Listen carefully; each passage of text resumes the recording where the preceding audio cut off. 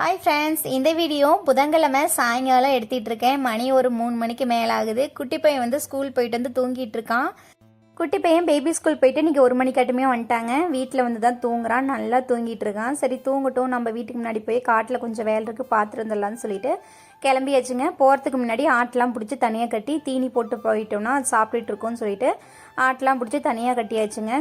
இப்போ ஒரு 10 நாளாவே மதியம் ஒரு 3 மணி ஆச்சுன்னா மழை வந்துடுதுங்க. காலையிலிருந்து ஒருப்பா வெயில் அடிக்குது, ஒருப்பா மோடம் போட்டுட்டே இருக்குது. அதனால கட்டித்தரையில் சுத்தமாக கூட்டி விட்டாச்சு.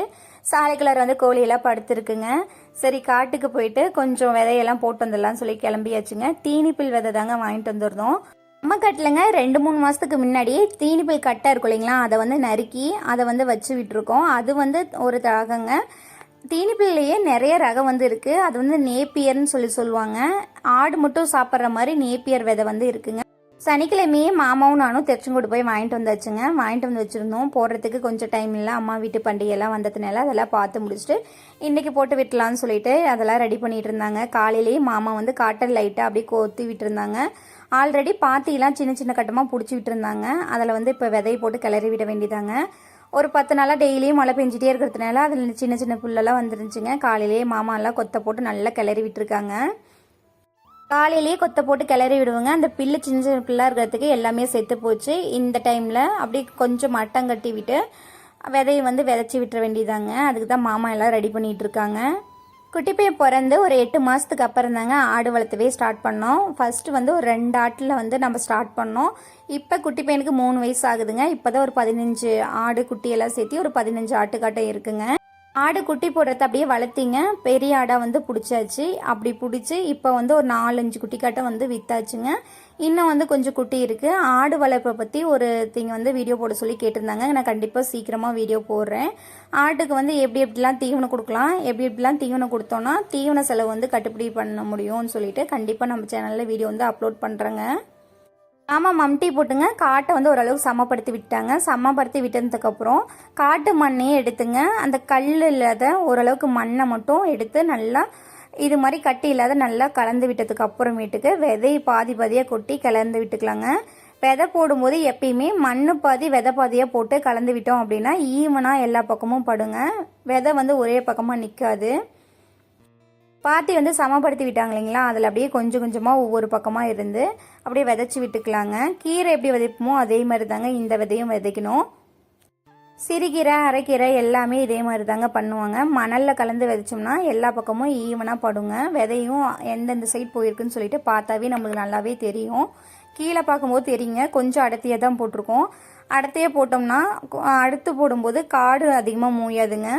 ஒரு கத்தை அரிச்சோம்னாலுமே நல்லா பெரிய கத்தியாக அரிச்சிக்கலாம். அதிகமாகவும் தீவனம் வந்து மூயாது. மாட்டுக்கெல்லாம் போடுவோம் இல்லைங்களா சோளத்தட்டு, அதே மாதிரி தாங்க பயிராக இருக்கும். ஆனால் இந்த பயிர் வந்து அதுலேயுமே இன்னும் லைட்டாக சன்னமாக வரும். ஆடு வந்து கொஞ்சம் கூட மீதி வைக்காதுங்க, சாப்பிட்ரும். நாங்கள் வந்து ஃபஸ்ட்டு 2 ஆடு வச்சுருக்கும் போதே இந்த வயல் ஃபுல்லாகவே தீனிப்பில் வந்து இதே விதை தாங்க. அது வந்து இதே விதையில் வேறு ரகங்க. அந்த விதையை வந்து இந்த வயல் ஃபுல்லாக விதைச்சி விட்டு நல்லா வந்ததுக்கு அப்புறம் தான் ஆடு வளர்த்தவே ஸ்டார்ட் பண்ணோம்.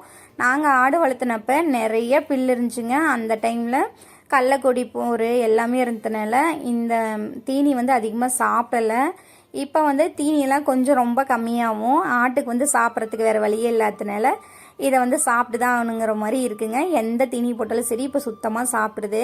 நம்ம வீட்டு காடு பாருங்கள் எவ்வளோ அழகாக இருக்குதுன்னு சொல்லிட்டு பச்சை பசை நல்லா சூப்பராக இருக்குது. மாமா வந்து விதையெல்லாம் விதைச்சி விட்டு இருந்தாங்க. நான் தண்ணி எடுத்து விடலான்னு சொல்லிட்டு காட்டுக்கு குட்டைக்கு வந்து போயிட்டுருக்கேன்.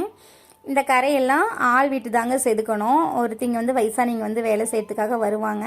அந்த தாத்தா வீட்டு தான் செதுக்க விட்டோம். எவ்வளோ சூப்பராக செதுக்கி விட்டுருக்காங்கன்னு சொல்லி பாருங்கள். குட்டைக்கிட்ட வந்தோம்னாவே குட்டையை சுற்றி நிறைய தட்டான்லாம் பறந்துகிட்டு இருக்குங்க. பார்க்குறதுக்கே ரொம்ப சூப்பராக இருக்கும். குட்டையில் எப்பயுமே வழியாக தண்ணி விட்டு வச்சுருப்போம். இல்லைனா அந்த குட்டைப்படுதை வந்து வீணாக போயிருங்க. அதனால் குட்டை வழியாக எப்பயுமே தண்ணி இருக்கும். மழை பெஞ்சாலும் டெய்லி ஈவினிங் 3 மணி ஆனால் மழை வந்துடுதுங்க. மழை பெய்யாத விட்டாலும் 1 மாதம் 1.5 மாதம் கணக்குனாலும் மழையே வர மாட்டேங்குது.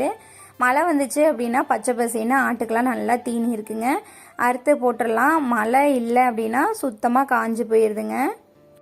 குட்டைக்கிட்ட வந்து வந்தாச்சுங்க. இந்த கேட்டு வால் வந்து ஓப்பன் பண்ணி விட்டுட்டோம் அப்படின்னா அந்த காட்டுக்கு வந்து தண்ணி போகிற மாதிரி கரை வந்து திருப்பி தாங்க இருக்குது.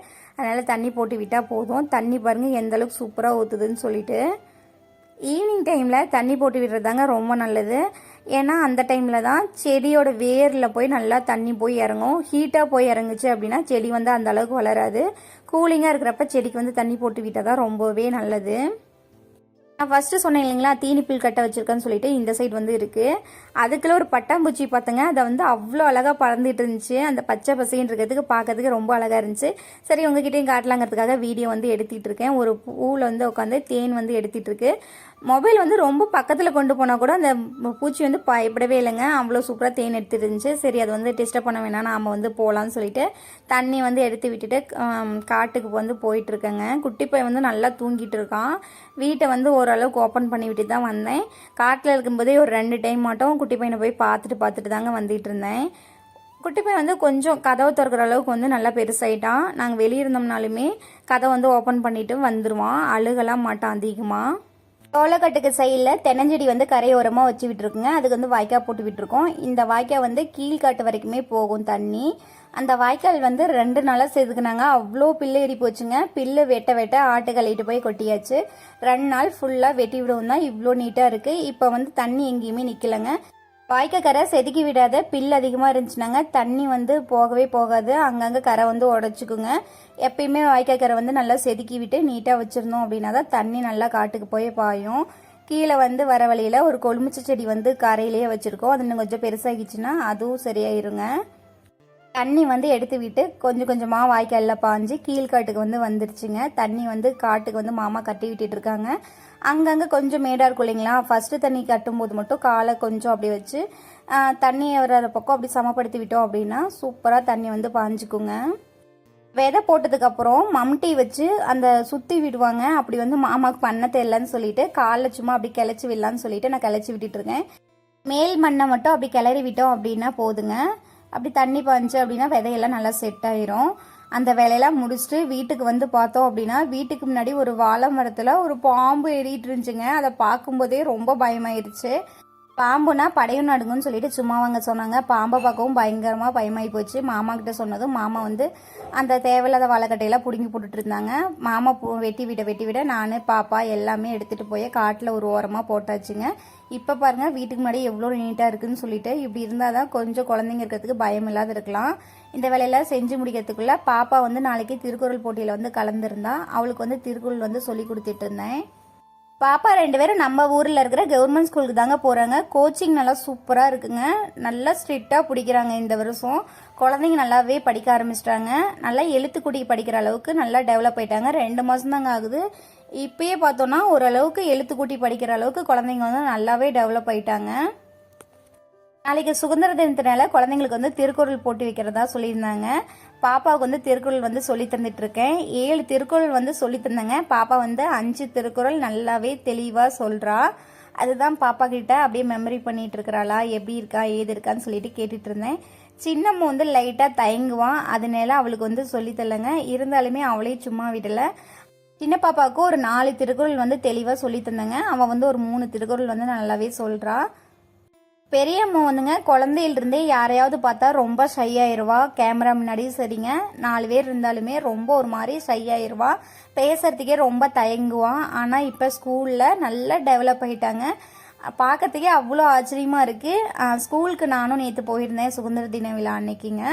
அவ்வளோ சூப்பராக பர்ஃபார்மன்ஸ் பண்ணியிருந்தான். திருக்குறள் வந்து எல்லாத்துக்கும் முன்னாடி போல்டாக நல்லா சூப்பராக சொன்னாங்க. ரொம்பவே ஹாப்பியாக இருந்துச்சு. இது எல்லாமே குழந்தைங்களுக்கு வந்து அவங்களுக்குள்ளே இருக்கிற அந்த தயக்கத்தை வந்து எடுக்கிறதுக்காக தான் இது மாதிரி சின்ன சின்ன போட்டி வந்து வைக்கிறதுங்க. குழந்தையிலிருந்தே இது மாதிரி சின்ன சின்ன போட்டியில் குழந்தைங்களை கலந்துக்கு விட்டோம் அப்படின்னா குழந்தைங்க வந்து கொஞ்சம் போல்டாக ஃபீல் பண்ணுவாங்க.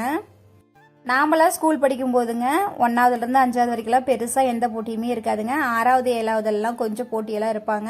அதெல்லாம் கலந்துக்கிறதுக்கு ரொம்ப தயக்கமாக இருக்கும். எந்த போட்டியிலுமே கலந்துக்க மாட்டோம். ஆனால் இப்போ இருக்கிற ஸ்கூலில் 1ஆவதுலேருந்தே குழந்தைங்கள எல்லா போட்டியிலுமே கலந்துக்க வைக்கிறாங்க. அதெல்லாம் ரொம்ப நல்ல விஷயங்க. குழந்தைங்களுக்கு உள்ளே இருக்கிற தயக்கத்தெல்லாம் கொஞ்சம் தடுத்து விடுங்க. பெரிய பாப்பாவை 5 திருக்குறள் நல்லா தெளிவாக சொல்லிட்டாங்க. அவளை வந்து விட்டாச்சு. அதுக்கப்புறம் சின்ன பாப்பாவை நிற்க வச்சு அவளையும் திருக்குறள் வந்து சொல்லிட்டு இருந்தேன். அவளும் சொல்லி முடிச்சதுக்கப்புறம் மாமியார் வந்து காட்டில் கொஞ்சம் பில்லு வந்து இழுத்துட்டு வந்திருந்தாங்க. அதை வந்து இன்னைக்கு ஆட்டுக்கு வந்து போட்டாச்சு. இன்னைக்கு காட்டிலே கொஞ்சம் வேலைங்க. முன்னாடி வாழை மரத்தெல்லாம் சுத்தம் பண்ணிக்கிட்டு ஆட்டுக்கு வந்து பில்லு இழுத்துட்டு வரத்துக்கு லேட் ஆயிடுச்சு. அதனால அத்தை வந்திருந்தாங்க, அவங்க வந்து போய் இழுத்துட்டு வந்துட்டாங்க. இப்போ பாருங்க வீட்டுக்கு முன்னாடி எவ்வளோ க்ளீனாக இருக்குன்னு சொல்லிட்டு இடக்கட்டையெல்லாம் ஃபுல்லாகவே இழுத்து விட்டாச்சுங்க. இவ்வளோ க்ளீனாக இருக்குன்னா இதுக்கு காரணம் நம்ம வீட்டு 3 குட்டீஸு, அதுக்கப்புறம் நான் மாமாங்க எல்லாரும் சேர்ந்து தான் வேலை வந்து செஞ்சோம். இப்போ பாருங்க ரொம்பவே நீட்டாக இருக்குது. இன்னும் அந்த சைடு ஒரு 10 மரத்துக்காட்டை வந்து அரைக்கி விடணும். அதுக்குள்ள டயர்ட் ஆயிடுச்சுங்க.